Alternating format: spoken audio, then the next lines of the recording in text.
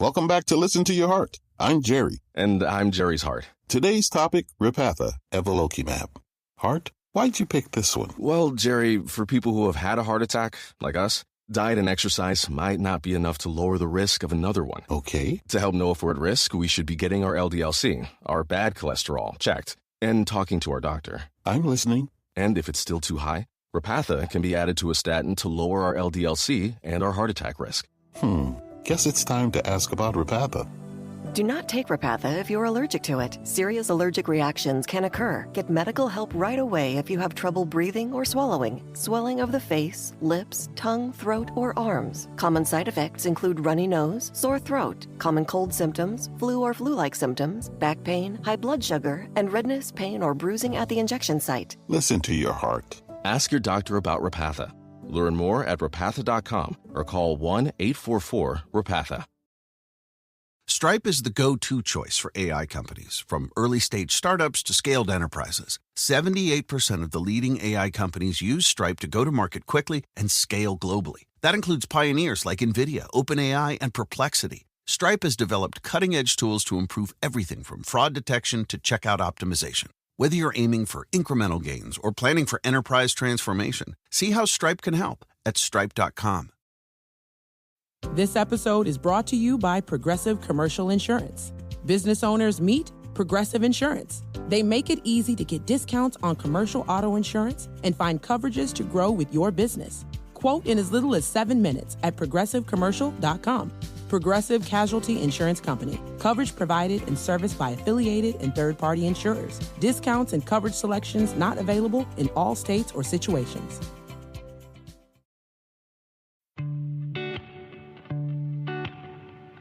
My name is Lily, and I've had hidradenitis suppurativa, HS, for years. I finally found some relief since taking Cosentyx. Relief means I can show up more. Cosentyx secukinumab is prescribed for adults with moderate to severe hidradenitis suppurativa, HS. Don't use if you're allergic to Cosentyx. Before starting, get checked for tuberculosis. An increased risk of infections and lowered ability to fight them may occur, like tuberculosis or other serious bacterial, fungal, or viral infections. Some are fatal. Tell your doctor if you have an infection or symptoms like fevers, sweats, chills, muscle aches, or cough, had a vaccine or plan to, or if inflammatory bowel disease symptoms develop or worsen. Serious allergic reactions and severe eczema-like skin reactions may occur. Learn more at 1-844-COSENTYX or Cosentyx.com. Ask your dermatologist about Cosentyx. Hi, I'm Richard Karn, and you may have seen me on TV talking about the world's #1 expandable garden hose. Well, the brand new Pocket Hose Copperhead with Pocket Pivot is here, and it's a total game changer. Old-fashioned hoses get kinks and creases at the spigot, but the Copperhead's Pocket Pivot swivels 360 degrees for full water flow and freedom to water with ease all around your home. When you're all done, this rust-proof anti-burst hose shrinks back down to pocket size for effortless handling and tidy storage. Plus, your super light and ultra-durable Pocket Hose Copperhead is backed with a 10-year warranty. What could be better than that? I'll tell you what, an exciting radio-exclusive offer just for you. For a limited time, you can get a free Pocket Pivot and their 10-pattern sprayer with the purchase of any size Copperhead hose. Just text WATER to 64,000. That's WATER to 64,000 for your 2 free gifts with purchase. WATER to 64,000. By texting 64,000, you agree to receive recurring automated marketing messages from Pocket Hose. Message and data rates may apply. No purchase required. Terms apply. Available at pockethose.com/terms. Did you know that Game Pass or Pass is brought to you for free because of Spotify for podcasters? It's a totally free platform, and you can make a podcast today for free. Spotify for podcasters lets you record and edit podcasts right from your phone or computer. So no matter what your setup is like, you can start creating today. Then you can distribute your podcast to Spotify and everywhere else that podcasts are heard. And if you're thinking about taking your podcast to the next level with a video podcast, Spotify can help you too. With Spotify for podcasters, you can also earn money in a variety of ways that includes ads and podcast subscriptions. So what are you waiting for? Download the Spotify for Podcasters app or go to spotify.com/podcast to get started right now.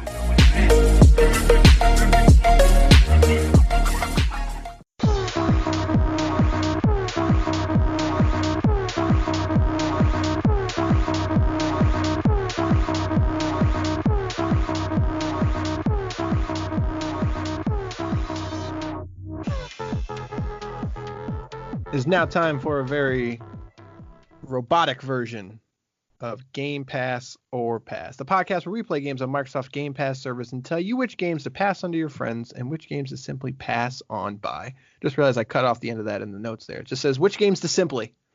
So there you go. Which games to simply. Simple. On this, use that. I am your host, Corey, and I am joined by Basher. What's the deal, good sirs? And this week, we're going to be talking about Gato, Roboto. Elmo. Gato, Roboto. But before that, let's talk a little bit about subscribing to this podcast. If you're listening to it, if this is your first episode, welcome. Thank you for joining us. If it's your second episode, why don't you subscribe? What are you doing? What are you doing? You heard my theory about this already. You clearly like us, so subscribe to us.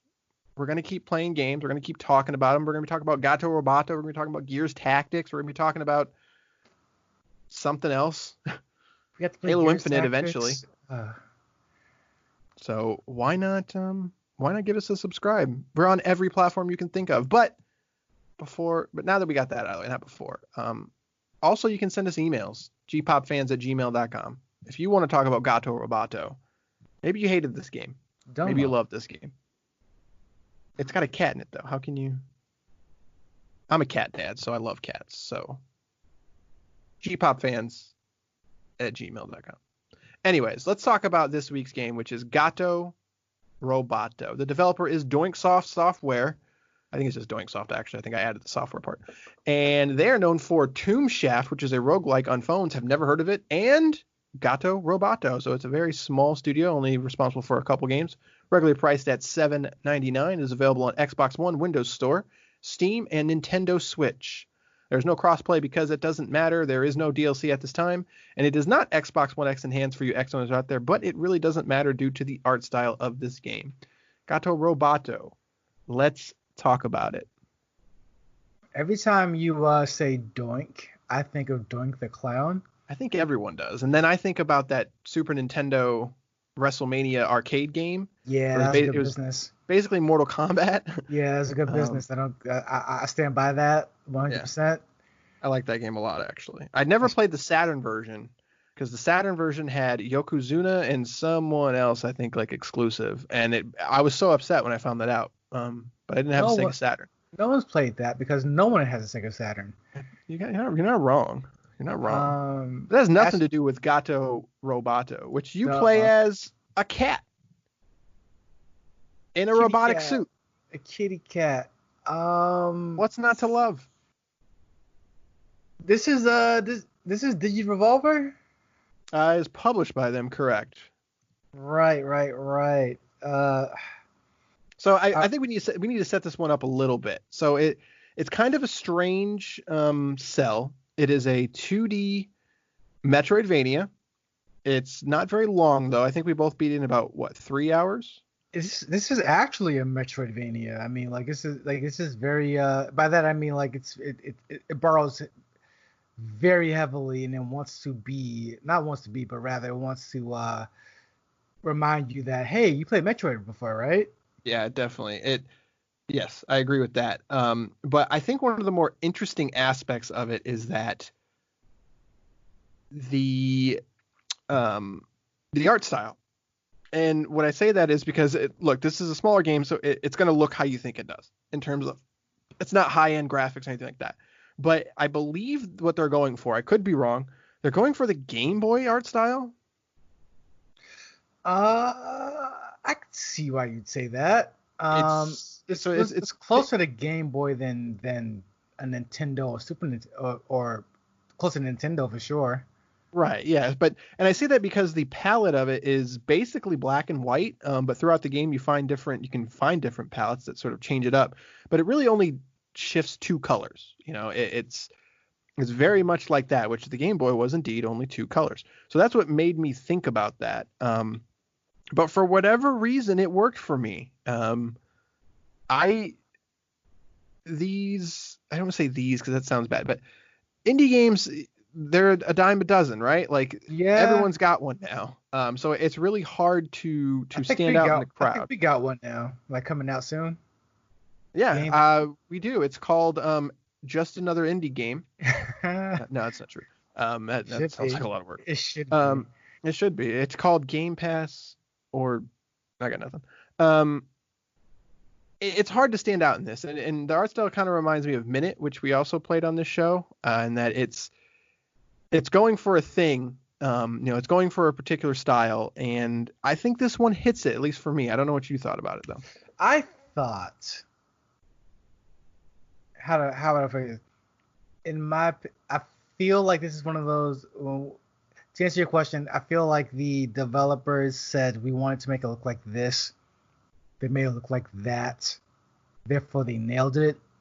Whereas for me, it's like you want it to look like that, and it looks like that, and I'm fine with it.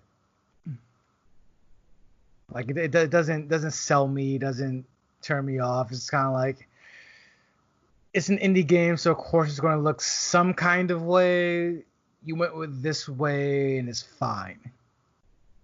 I can see that. I think one thing that sort of, not to brag, the playing this on an OLED TV was kind of interesting because the original palette is very black and white. So the white really stands out against that complete black background. But I think you could lose some of that if you were playing on like a mid-range LED that doesn't have good black levels. But then once you kind of switch to the other palettes, I think it can take care of some of that. But what I also found was that when I was playing it, and like I brought up the dashboard, like I played it on Xbox, my eyes like had to adjust because it was just so used to looking at like the piercing white of the screen. So to me, that told me that like they're doing something right in terms of it popping. I think that the art style, a lot of these games try to sell themselves on the art style. I think the art style could possibly sell you on it, and I think it does its job in that regard. I agree. But the main thing of this game is that this is a Metroidvania through and through, and it is a short one, which I actually kind of appreciated. So it's basically broken up into, I would say, 4 major parts. There's sort of 3 parts and then a final area. And it does kind of what you think it would. It's got like a double jump. It's got a dash. It's got a mechanic where you go underwater. But it sort of also has puzzle aspects, and where as a cat that you play as, you can get in and out of the mech suit. And when you're out of the mech suit, it's kind of like a one-hit kill. But when you're in the mech suit, you're a lot more powerful, obviously. But sometimes you got to get out of the suit to do a puzzle or go down certain pathways that only the cat can fit through. So it definitely plays to the strengths of the genre, and that it's kind of mixing things up and gives you the tools that gives you different tools to sort of interact with the world, kind of thing. But what I will say is that it doesn't do anything new in that regard. Like, this is very much a homage to Metroidvanias, which I think some people will either like or dislike, but I'm not sure. And that's that's my biggest issue with it. So I'm going to compare it to a game we played. I think that was also published by Devolver Digi, The Messenger. Correct. Which, if you haven't listened to our top 10 episode, you should go do that. Yes, must play right now. Well, after the podcast. So you can pause it. I guess you come back to it. It's a quarantine. You got time. One of the things I love about that game is the fact that it's such an homage to the older generation of video games. But it takes you through a trip where it's like, here's the 8-bit, here's the 16-bit, and oh, whoa, we're still going. It's like, what's going on here? And it's like, they really went beyond just an homage, and they said, let's see what we can do with this idea of creating a classic game in the classic style. Whereas I was honestly playing Gato Roboto, and I'm thinking like, so when does this turn into not this? Or, and I can't say it's the game's fault. It's really just me being spoiled by The Messenger, because I'm just playing through Gato Roboto. I'm just like, okay, this is black and white. I got a new palette swap. So instead of black and white, it's tan. Instead of tan, it's light blue. Instead of light blue, is gray. And it's like, okay, that's cute, but are you really not doing anything different though in terms of the gameplay? Like, it this strict of an homage? And it kind of is. Yeah, for sure. I mean, like I said, I think the messenger to me was just such a breath of fresh air, and like you said, that it not only was an homage, like it was an homage that it was clearly done by people that not just wanted to make one of those games, but they wanted to experience like that time period kind of thing. Whereas this is just a straight up like, you like Metroid? Cool. Here you go. You like cats? There's a cat. You like cats in robot suits? Here you go. I'm like, all right, I like cats. Like, I'm sorry, but that doesn't. Maybe I'm just not. I'm not that internet guy. You know, I'm an internet guy that goes to Reddit, and I like looking at. I guess my favorite subreddit would be something like, I don't know, public freakouts. Right, public freakouts, are cowboys, are nice guys, laugh at those guys. You know, just like weird, like stuff on that weird end of Reddit. I'm not the Redditor that loves our cats. I don't love kitty cats. Like I don't find like I find them cute, but I don't find them so cute I need to stare at them a lot or think about them a lot, or find them to be culturally funny in aspects where they shouldn't be. So this game starts off with you with the guy in space. He's going to check. He got I want to say distress signal, something like that, from sector 42069. Get it, guys? Do you get it? And it's like right after that. The humor does not hit for me. Like right after that, the cat presses the button because of course he's traveling in space with his pet cat. Right, of course. And then the cat accidentally presses something, and then, oh no, we're here now. Kitty, go save the dad. And it's like, guys, it's not the setup's not working for me, but go ahead. Let's see where we go from here. I guess the reason, like, what I will say is it is not as clever or as cute or as whatever verb you want to use like the messenger is. And it doesn't really play into the cat thing as much as you think it would. Like every once in a while there's like some dialogue from the owner and all that stuff, and you're kind of on this mission, and then they sort of kind of play the same joke over and over where the cat only meows because it's a cat, and it's just sort of like, oh, can you understand me? Like, you're a cat though. Like, yeah. And I'm like, okay. But what I will say is that I think if it was any longer, I would have way more issues with it. The fact that it was a tight 3-hour experience, like, that goes a long way for me, because it knows when to quit, if that makes sense. Like, even if this was a half an hour longer, I think I would have been much more negative on it. But I think the length is just sort of just right in that, because that final area is much more difficult than the rest of the game. So it's got that perfect sort of balance of each area sort of has its own thing. Like, one's like a hot area, and one area you can't use the suit. And so it's always doing enough to keep the gameplay going. Whereas, while the story and the cute factor, I don't think work for me as well. I think the initial pitch of it, you're a cat in a robot suit. Like, okay, like, that's cool. Like, I want to see that. Like, it's cool that I'm a cat in a robot suit, but the cat jokes and stuff, like you said, I get enough cat memes a day. I don't need them in my video games. At least these aren't good enough to be, in my daily feed or whatever you want to call it.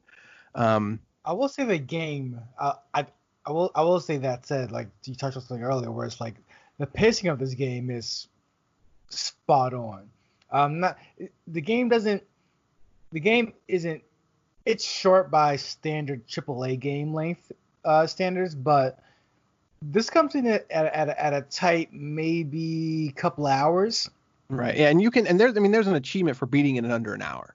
Yeah, exactly. So I mean, once you know where everything is, you can zip through this game in literally under an hour. So I think it's good to zip through, like, honestly, because once you get your bearings and once you get the gameplay down, it's like you're just zipping through, like you get the double jump and whatnot. You're feeling like You get the phase through or dash feature, and it's like you're really moving it, really booking it, and they did a really good job of creating a scenario where essentially you're not getting bored per se. Right. So yeah, there's just enough going on that you're still intrigued, and then by the end you sort of use all your skill. It's a well crafted game in that by the end you're using all your skills that you've learned throughout the game to sort of get to the end. But I mean, like I said, but you don't learn a lot. Like it's only a 3-hour game, so your time from Cat in vanilla mech suit to Cat in better mech suit is not that different. You get a double jump, you get a dash, like I said. So yeah, it's a long-winded way to say that I think the pacing is what sort of saved this game. I shouldn't say saved this game. Maybe that's the right term. The pacing is what saved the me from turning it off kind of thing, from me going from playing it to not. Because if this was a 5-hour game, no way. Like, just not going to happen. Like, that'd be overly long. There's not enough here to be 5 hours. Whereas there's enough here for a 2 to 3 hour experience kind of thing. So it's a gift and a curse, because for me, honestly, when you make a Metroidvania, you don't want it to be short. I mean, like, at least I don't. Like when I think of like the Castlevania, well, not Castlevania, it's called Bloodstained Night, I guess it is. Ritual of the Night. The not remake or right. Not sequel.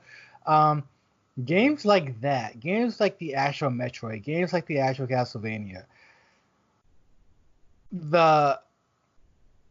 any kind of Metroidvania, the joy of it stems from the exploration of it. So getting lost sucks. I'm not trying to say we need more of that in the Metroidvania, but the idea that you have this map that's slowly filling out, and you're like, whoa, this goes all the way up there. How do I get there? And you finally get there, and you have to come all the way back down here. And it's like there's a lot of traversal, a lot of movement, a lot of exploration involved. So like that kind of adds to the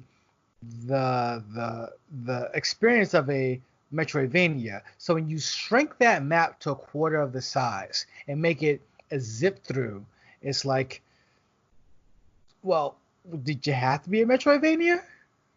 And what do you get from it being a Metroidvania? Like a 45-minute Metroidvania to me is like kind of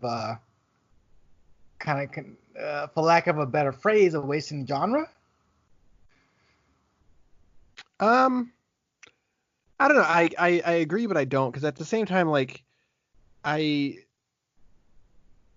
think that might be for me just because there's so many of these out here nowadays. Right. That the Pathfinder genre it's not easy to get right. And like you said, a lot of it comes down to exploration. But what I will say, I mean, like you said, the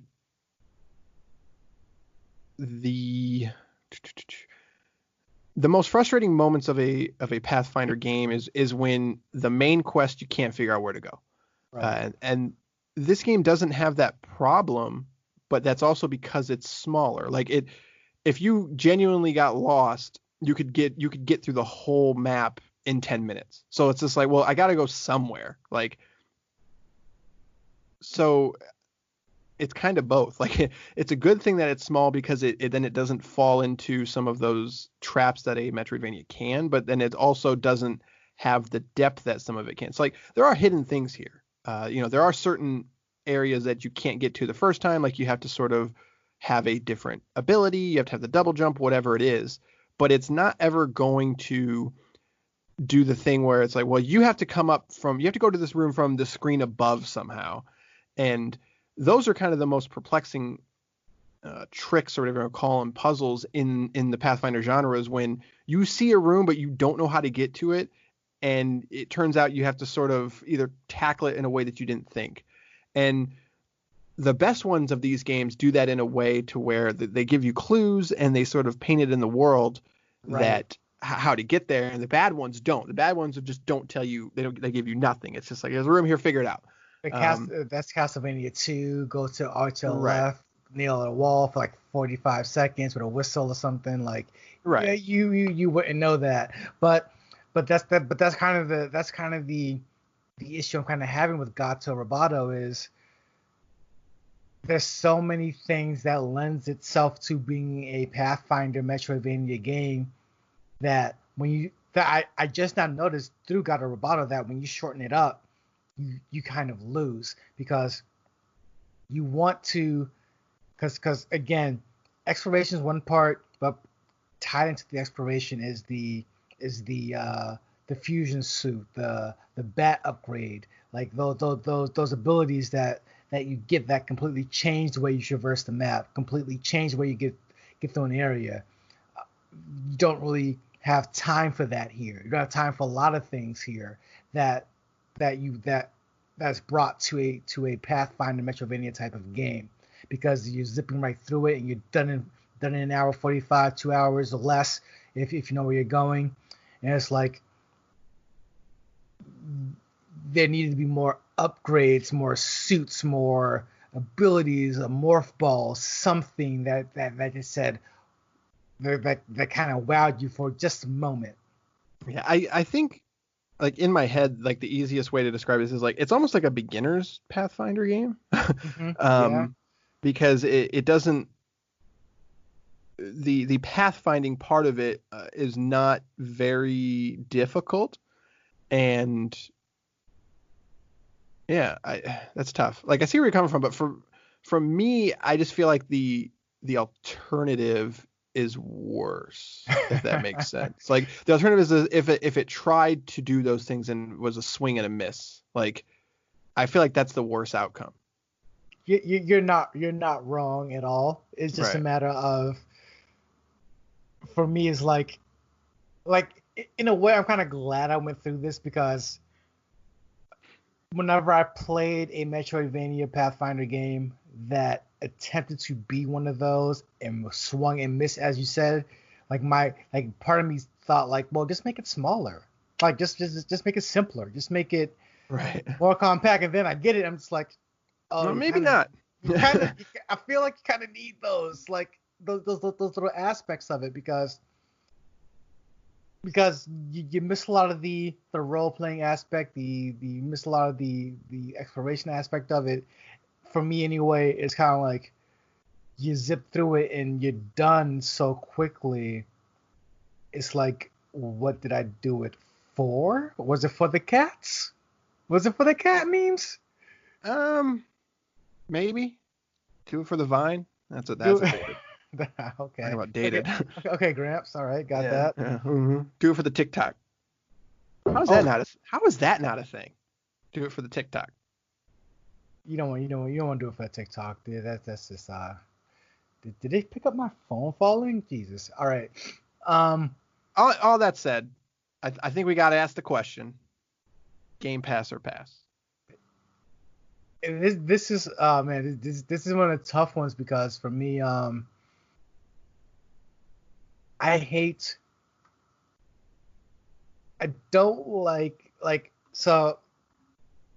what I like about this podcast, I think I said this before, is this is not a ranking podcast. It's not a scale podcast. It's not an out of 10, out of 5, whatever. It's really comes down to, is it something you should spend your time on? And is it something worth having on Game Pass? For me, this is one of those games where it falls in the category of not being bad. In fact, it might be good. I would argue that it's good. The issue is there's not enough meat on the bones here. If you have an interest in Pathfinder games, there's enough of them out for you to get through, play, and figure out what you like, what you don't like. To your point earlier, this definitely feels like a beginner's Pathfinder game, and I realized you don't get much out of that. I don't think you don't. Like that struggle of where do I go from here is almost necessary to a degree. It's like an adventure game you're stuck in a room, you have all the pieces, but you have to put the puzzle together still. There's no real like the puzzle solving here is benign at times. You zip through it and you're done before you know it. To that end, is it worth passing? Is it worth saying you need to play this? I'm going to say sadly no. So I agree, but I also don't. So I think like if I had to really sit down and think about how the games that I've played throughout my life, Metroidvanias or Pathfinder games, everyone call them, are probably the genre that I've played and enjoyed. That's tough. Those are the games that when they hit for me, they hit super hard. Right. And I latch onto them. Like a Yoku's Island. Exactly. When they pull it off, it's so hard to pull it off in a way that speaks to me that it's a feat for me personally when they hit hard. And for this one, I think that the length is the key here, and that as someone who's played a lot of these games, I can suggest it on the fact that like it does enough of the genre that I'm not mad at it. Like I'm not, even though it does a lot good, and it sort of misses some of the overarching super strengths of the genre. It's not trying to be that. So I think it took the aspects that it needed to sort of cram it into a 3-hour adventure. And for that reason, I would say like, yeah, like even if going into it, even knowing that like this isn't going to be a Super Metroid, like this isn't going to be a Yoku's Island Express, you're not going to fall in love with it. But if you like the genre, it's a nice little distraction. And there's enough there that even though the backtracking isn't going to take you hours and hours, it's only going to make you can backtrack through the whole game and get everything you missed in 20 and 30 minutes. And sometimes that's a good thing. And for that reason, I would say play it. See, I'm going to disagree with you on this because I just don't. Cause I mean, I agree with the thought process and the reasoning. I just don't agree with if you're going to give me a Pathfinder game to play, I would want the Pathfinder experience. And I understand that they wanted to give the Pathfinder Light experience here. This is not the Pathfinder Light experience is just not. Maybe in this case, maybe overall, I'm not sure yet, honestly, but I don't think it's worth it. Especially when we're on a platform here that has Yoku's Island on it. So it's like, That's a good point. I just don't think. I don't think the first timer's Pathfinder is worth your time. That's not to say it's a bad game. It's just simply not something you should tell your friends about. But then I think about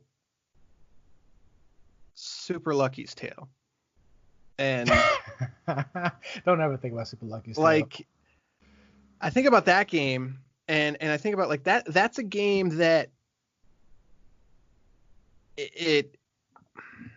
that was a swing and a miss, right? Like, right. That was the game that was trying to be your child's first 3D adventure game, you know, and it's not good. Like, it's not good at even that. It's not even good at being your child's first one. Whereas, like, I feel like this is, even though it's not trying to be more than it is, which could be a detriment, it still at least gets it right. Like, this could have gone much worse. I completely agree with that. I feel like just. I mean, not to sound like a mean guy. Do you have cat allergy? Is that what it is? I actually do love cats. It's the only animal that I actually enjoy. I hate all animals. Like literally, I hate every single animal on earth. So all right, I'm gonna close because not to. Let me finish this real quick. Not to sound like a mean guy to you, but it's almost like saying like you didn't mess it up, so you deserve to win. It's like you didn't mess it up, but you didn't knock it out the park either. So I feel like I could pass on you on that. Yeah, so I'll concede under the fact that while I did enjoy it, I think that the humor is a big swing and a miss for me. I think there is a little bit of writing in this game, and I don't think it's good. So there's not even that aspect that I could recommend of just like, even if you're not super into it, it's funny. Like you'll laugh a couple times. Whereas, like something in the Messenger, where the Messenger, like, even if you're not a huge Metroidvania fan, it's genuinely funny. Like there's some really funny things in that game. The music is fantastic. Like, it's got so many other things going for it. Whereas this one, I can't get behind that aspect that it's got other things going for it. If that makes sense. Absolutely. If it had phenomenal music at the very least, like right. like Yoku, like Yoku, or even like what do you call it? Like crap, I can forget the name of that. Your favorite game, Willow Waffle, the Willow. What are you talking about? Wait, with the white bunny rabbit that can fly. I have no idea what you're white. I'm not drinking anymore during podcasts. I'm done. A white bunny. I'm just curious. A white bunny that can fly. What is the name of this game? This is ridiculous. Is it a Metroidvania? Kind of. You know what I'm talking about. Ori and the Blind Forest. Oh, wait, what are you talking about? What about the Ori? music? It had music. Oh, like okay, yes, got it. But I'm going. Clearly, so I will concede on this one and say, as much as I like it, I can concede that it's not phenomenal all around. So we're gonna say for Gato Roboto, you are cute, you are cuddly, but we're gonna have to pass you on by. Sorry, it hurts. My cat's looking at me. She knows what I just did. She's gonna kill you in your sleep. You know that, right? No, she's in love with me, legitimately. It's kind of weird. She tries to make out with me. Cats' tongues are rough, man. So no, she sleeps in my arms like a baby. It's adorable, but also concerning. So, but all right, that's gonna do it. This episode went longer than I thought it was going to. So next week we're gonna be playing Gears Tactics, as that is a day one Game Pass release. So you can look forward to that. And then the week after that, we will be playing Streets of Rage 4, as that is also a day one Game Pass release. So good mix up here. We got a lot of different genres going on. So we had what did we play last week already? I already forgot. We played The Surge 2. Yes. So yeah, we got a Souls-like, we got a mini Metroidvania, we got a tactical over the shoulder, a tactical isometric Gears of War simulation tactical game. That's going to be interesting. And then after that, we've got an old school beat 'em up. So that's when Game Pass works best, I feel like. You got all these different genres coming together for one low price. I sound like an advertisement. They do not sponsor this podcast yet. Yet. And when they do, everything is great. Pass on to a buddy. Play everything. Buy Gears of War, even though it's not Game Pass. Just buy it anyway. Exactly. Just give them more money. Xbox Series X, buy 2 of them. I can't wait to sell out. You don't understand. All right, that's going to do it for this episode. You can email us at gpopfans@gmail.com. Give us a subscription if you haven't yet. We would really appreciate it. Leave us a review if you can. It really helps out to get our numbers up and to get exposed to other places. That's going to do it for this episode. We will see you next week with Gears Tactics. Good day, sirs. I almost ended the call instead of stopped the recording.